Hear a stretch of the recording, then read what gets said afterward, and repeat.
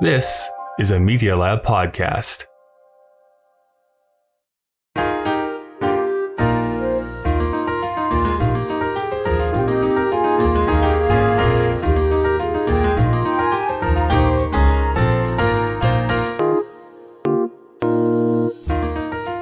Welcome to Putting It Together, the podcast that goes through the entire body of work of Stephen Sondheim, show by show and song by song. My name is Kyle Marshall, your self-described Sondheim expert. So according to Stephen Sondheim, the process of getting A Little Night Music created took some twists and turns. In the book Finishing the Hat, Sondheim goes through this entire process of him and Hal Prince wanting to get into essentially a light sex comedy. Like that is what their next musical was going to be, regardless of what eventually became A Little Night Music. Eventually they settled on this play that had gained a little bit of popularity, an adaptation of a French play, but it was called Ring Around the Moon. And so they tried over a couple of years to secure the rights to this show. And they were met with rebuff after rebuff after rebuff. Now, Sondheim isn't actually 100% sure that those requests ever actually got to the playwright, because apparently the playwright was actually somewhat annoyed when he found out years later that they had tried to contact them. What eventually happened, though, is that Sondheim, being the huge film fan that he is, racked his brain trying to think of a film that was somewhat similar to this play, Ring Round the Moon. And he essentially came up with two possibilities. Jean Renoir's The Rules of the Game, and then of course Ingmar Bergman's Smiles of a Summer Night. Eventually they settled on the Bergman film, partly because Sondheim just liked that movie more, and partly because Hal Prince thought that there was easier ways to adapt this to the stage.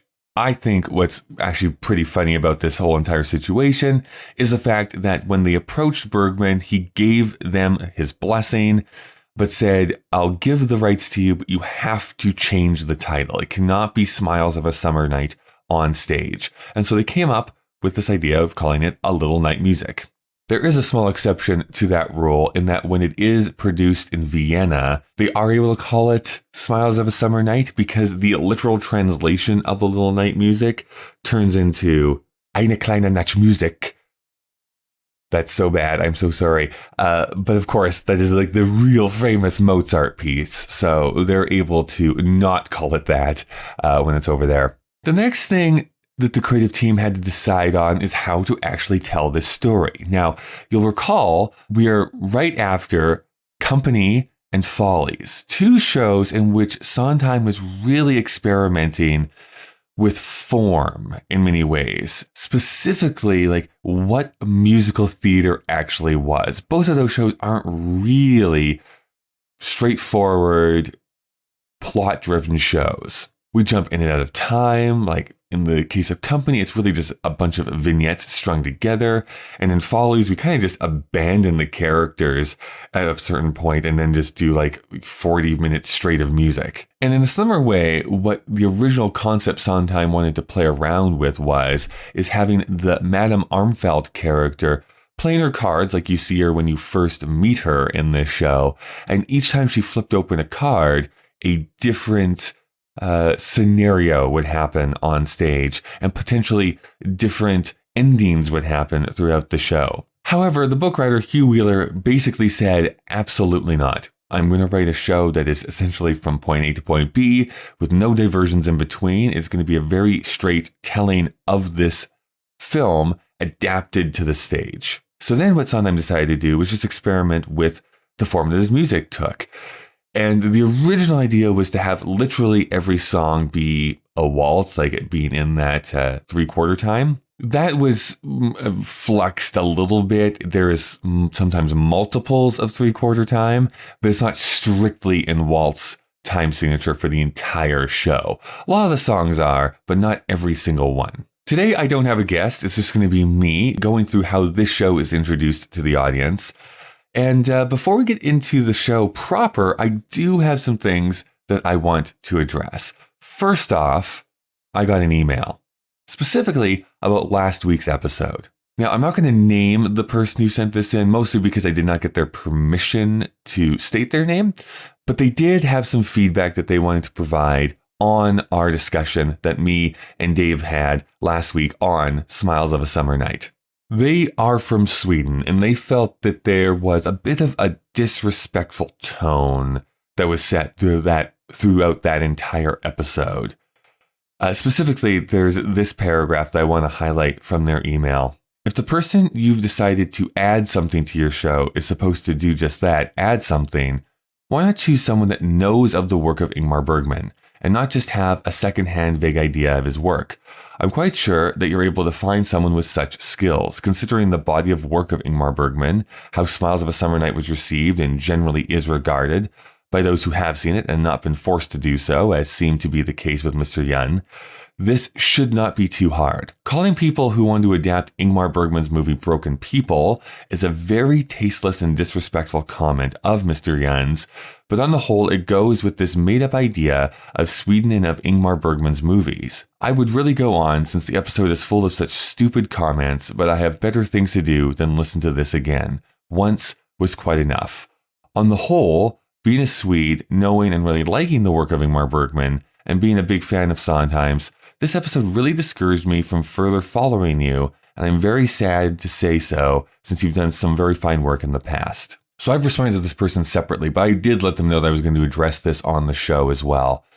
And I really want to preface this by saying there's a very fine line I'm trying to tread here, because I don't want this to get into the area of me like making excuses and being like, well, actually, and like trying to just blow this off. I do really take this very seriously, that if there was anybody out there that was listening that did feel like Dave and I were being intentionally mean-spirited or were trying to act derisively of, Sweden in general, but specifically about Ingmar Bergman and his films, that was really not our intention. Yes, we did make some jokes at the expense of other people, but I try my hardest anytime that we bring humor onto this show, because I do try to be funny and mostly fail on this show, that I try to punch up and not punch down. And I do think after re-listening to some parts of that episode last week, that it crossed that line to punching down rather than punching up in the jokes that were being told. So I am 100% taking responsibility for that. I am the creator of this show. It is just me, one person that makes this show. I record, edit, and publish this. There's no team behind this. So all of that rests on me. I'm the person who makes the final decisions, and so I take 100% full responsibility on that. All I can say is that what my intention was, and it failed, but what my intention was to have somebody on the show that, like me, was not familiar with Ingmar Bergman, show them that film and try and question, like, how would you turn this into a musical so that I can bring them back, show them the musical, and be able to make that comparison of being like, how did this actually become that?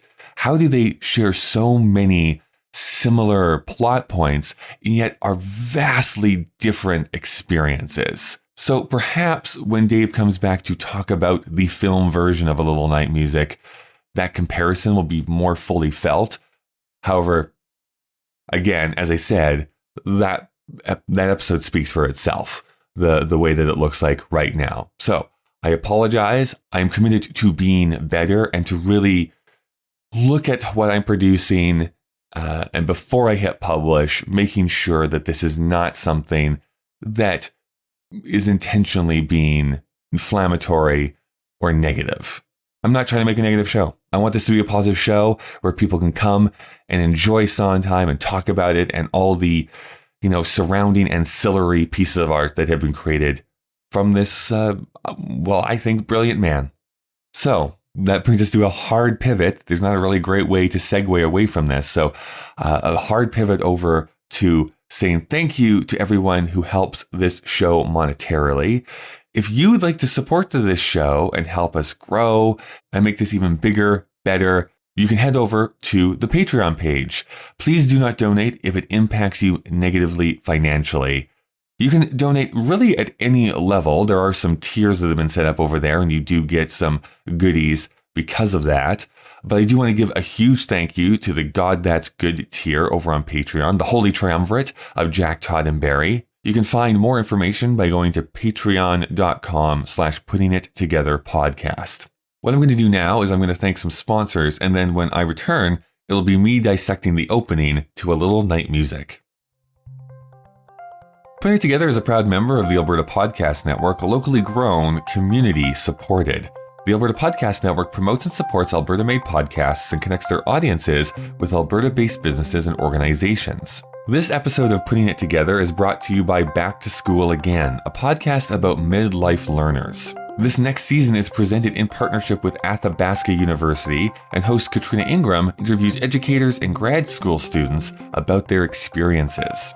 I'd recommend episode 3, entitled Cruisin' Through a Degree with Alan Reed, and the description is this. Just as Alan Reed was ready to return to school, his husband was ready to retire and travel the world. They found some middle ground with Athabasca University's distance and online learning offerings. Armed with a suitcase full of books, Alan amazingly found the discipline to study on board cruise ships while sailing around the world. Many years, courses, and ports of call later, he now holds a bachelor's degree in English and is a writer with Monday Magazine. You can find Back to School Again on Apple Podcasts, Spotify, or wherever you listen to podcasts. And you can also find it at backtoschoolagain.ca. That's backtoschoolagain.ca. This episode of Putting It Together is also brought to you by The Shared Mic. The hectic pace of modern life makes it difficult to take the time to truly connect with other people. The Shared Mic, Conversations for the Ages, is a podcast by age-friendly Edmonton that's creating human connections one episode at a time. In this interview-style podcast, people from different generations and backgrounds meet to discuss topics that matter to them. It's been a successful social experiment because so far, everyone has been able to find something in common. Season 2 is out now and offers a fantastic selection of topics including cultivating friendships, building careers, exploring virtual theater, volunteerism, and more. The Shared Mic is available on Apple, Google, Spotify, or wherever you get your podcasts, and is brought to you by the Edmonton Seniors Coordinating Council and the City of Edmonton.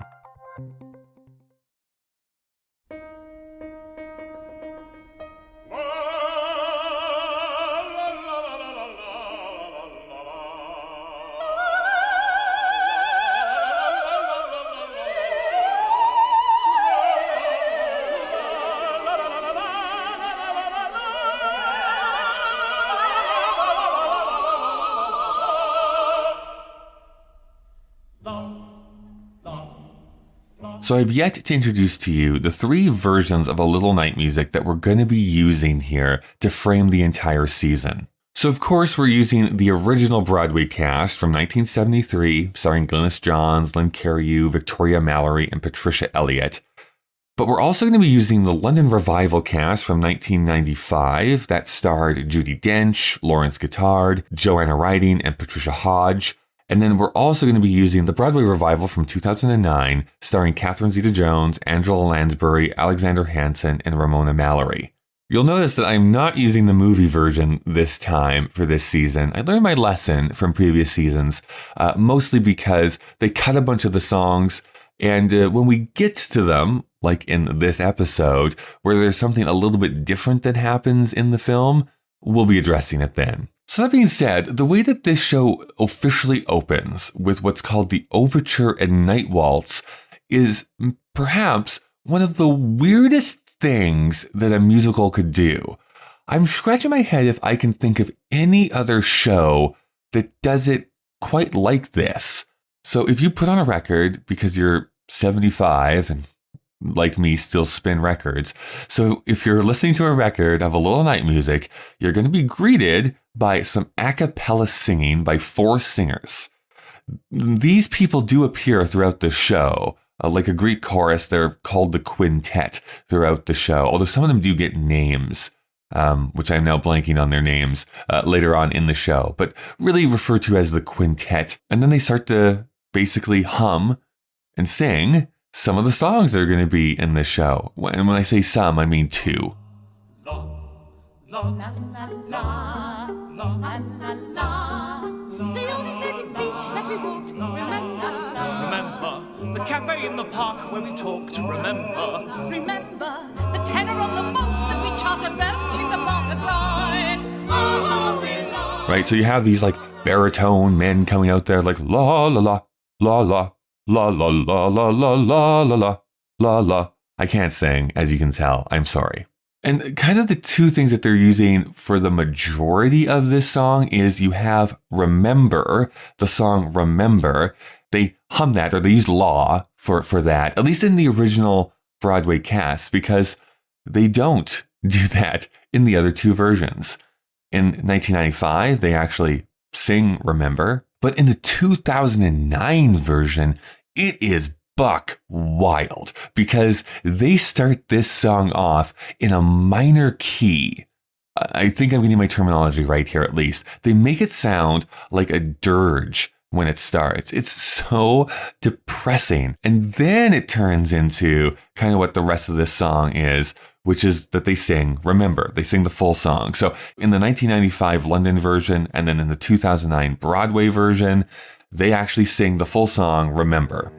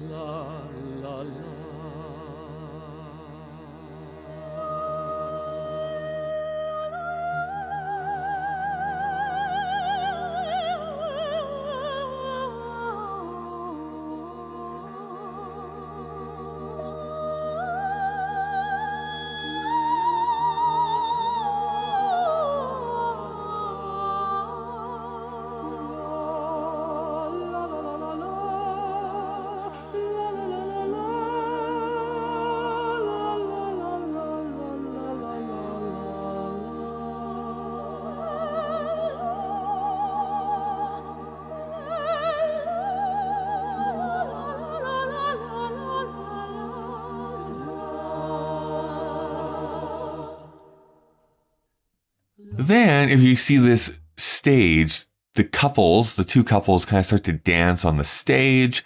And so the orchestra is playing a version of the Night Waltz from Act 2.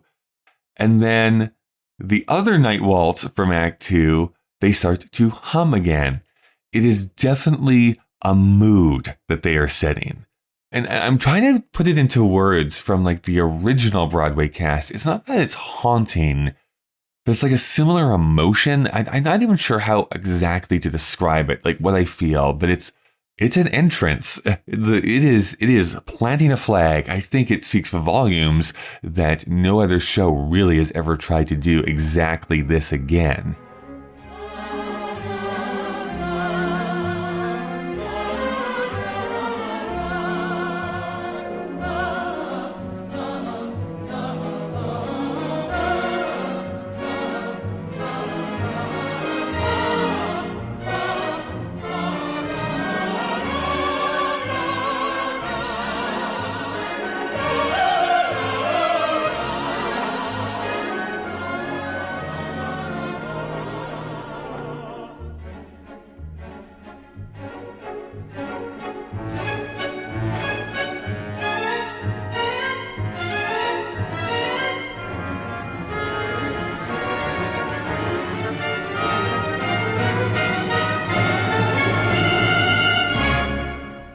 Of course, then the 2009 version does something a little bit more bonkers, which is that they do all of that and then they end with singing The Glamorous Life.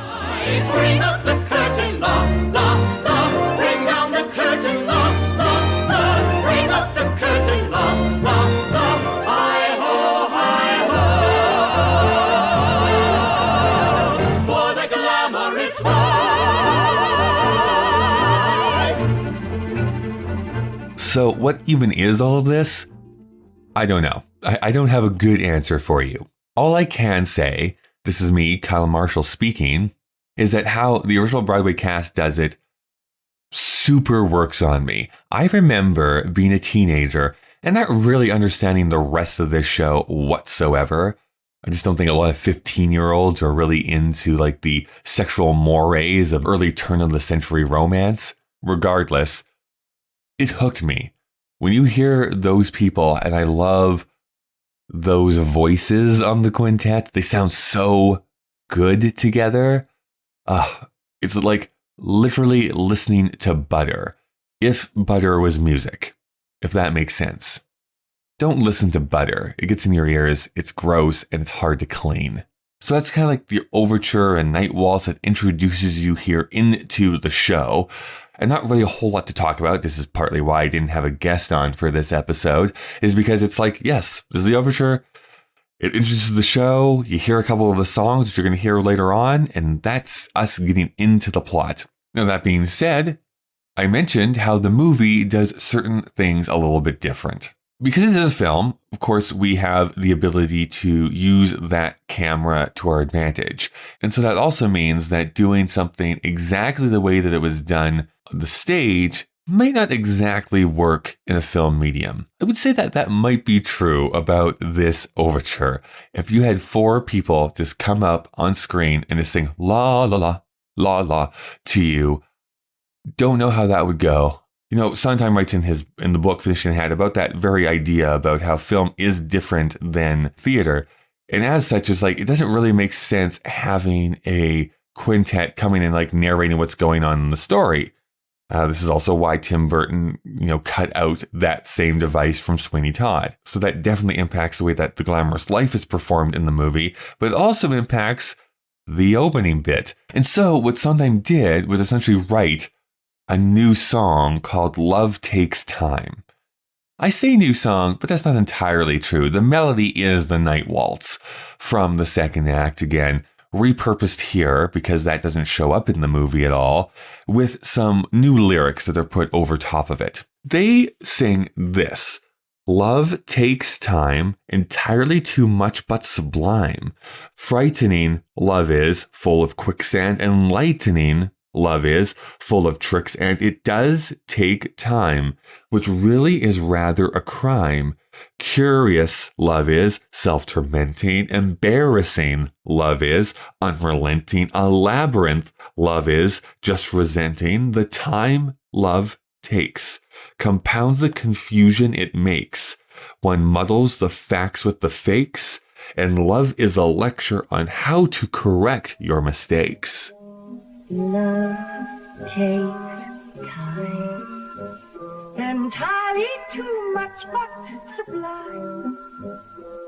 Frightening love is full of quicksand, enlightening love is full of tricks, and it does take time, which really is rather a crime. Curious love is self-tormenting, embarrassing. Love is unrelenting. A labyrinth. Love is just resenting the time love takes.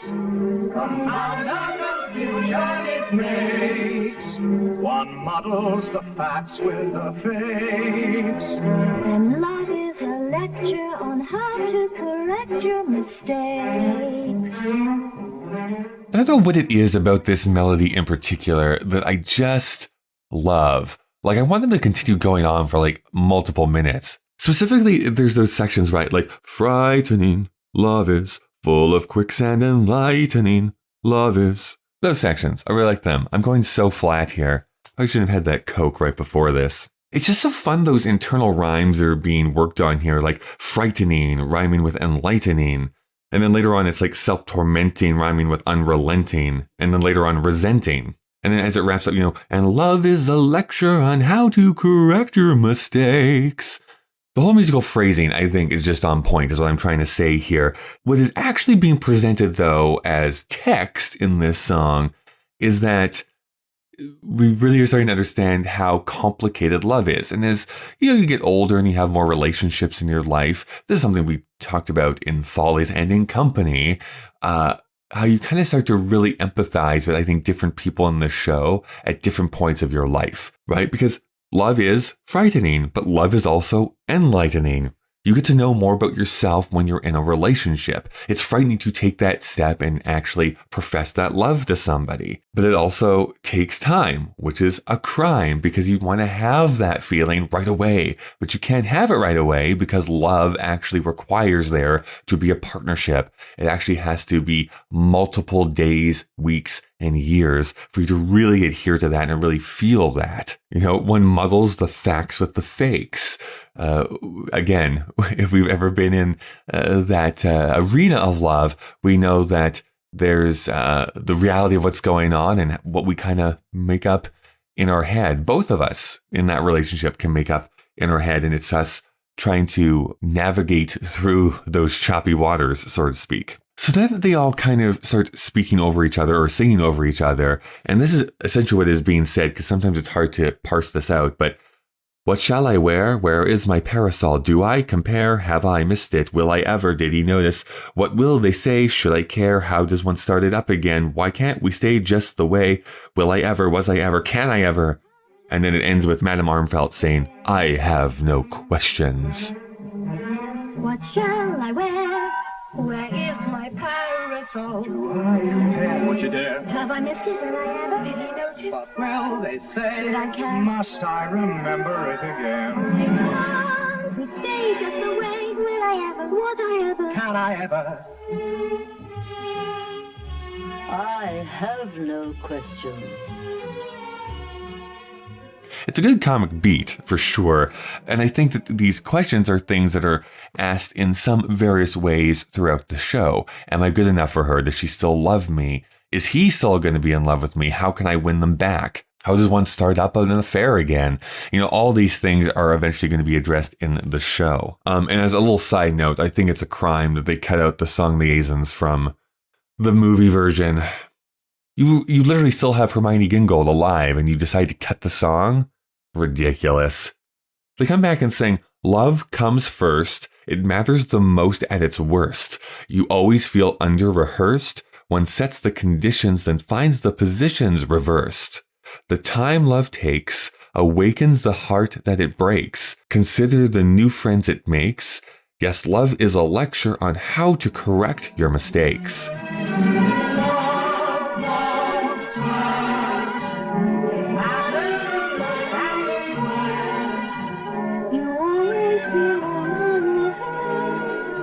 One sets the conditions, then finds the positions reversed.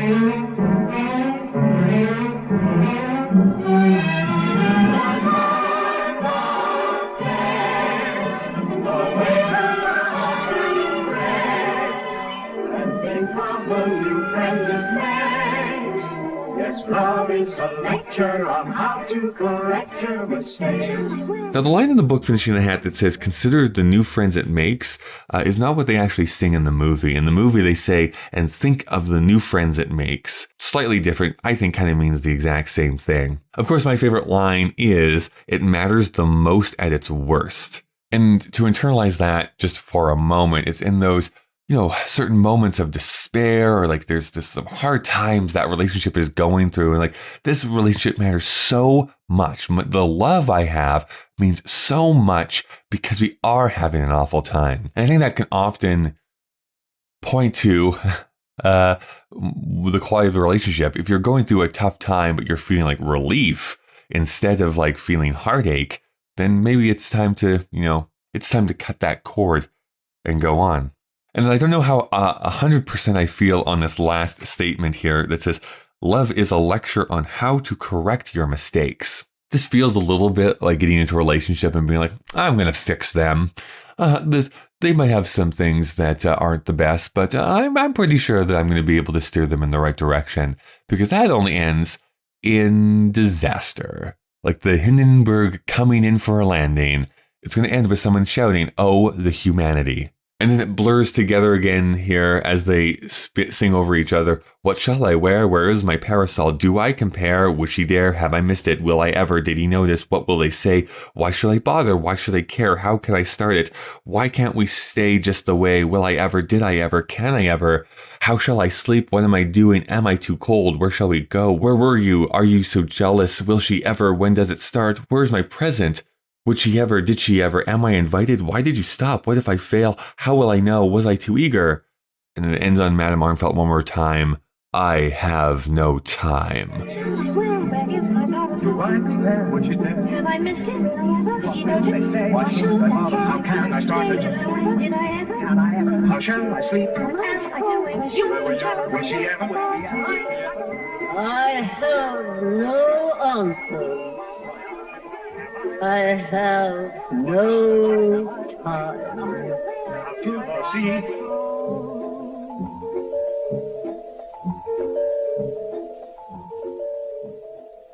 I think the recurring questions that you kind of can hear as you pick those statements apart is the will I ever, did I ever, can I ever? Like those three different questions, which are similar but are very different. Will I, did I, can I? This is a little Sondheim trick that he likes to do a lot, which is kind of rephrase the same idea over, but change essentially that first word to slightly alter the meaning of the sentence. So, will I ever, like, is this ever going to happen again? Did I ever? Is this something I even did? Or is this something that I'm just making up in my head? And can I ever? Can I even do this again? Am I able to reach that same level that I have in my head from the past? And I think there's a bunch of characters in here that are kind of thinking about that. Desiree, Frederick. Now, if you've never seen the movie, what you have to envision here is that the film literally starts with all of these actors on a stage. They're all in these white suits and dresses, and they're singing this song, and then fades, and they're in this countryside estate, kind of singing about their fears before it dissolves again into how we kind of envision this musical going, starting with Madame Armfeldt and then introducing the characters from there. There's more to this song, though, because they return back to it at the very end, and that's how the film ends, is them back on stage and kind of singing a reprise of this song. So we'll get to that in the future. So this is a bit of a short episode here this week, but this gives us a good sense of how this show starts and brings us in to the world of a little night music. And so next week we'll be getting into the songs proper. So thank you so much for listening. You can send emails to puttingittogetherpodcast@gmail.com. You can also follow Sondheim Podcast on Twitter and Instagram. And you can support the show on Patreon by going to patreon.com/puttingittogetherpodcast. Thank you to the Alberta Podcast Network, to Back to School Again, and to the Shared Mic podcast this week. Putting It Together is available on Apple Podcasts, Google Podcasts, Spotify, and pretty much anywhere you get podcasts from. Consider subscribing so that you never miss an episode. Next week we'll be talking about Now, Later, Soon. So soon you'll hear about now, but later. As always, a big thanks to the great Chris Taniguchi who designed the podcast artwork, and to Nick Driscoll for composing our theme music. Well, we've reached the end of our episode. Yes, I know. Goodbye for now.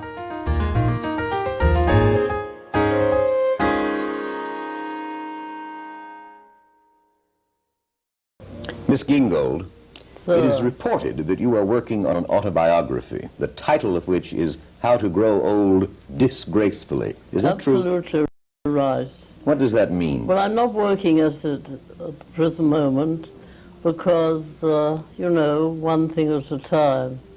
And but I'm collecting bits and pieces for chapters. What's the disgraceful part? I'm not going to tell you. You buy the book.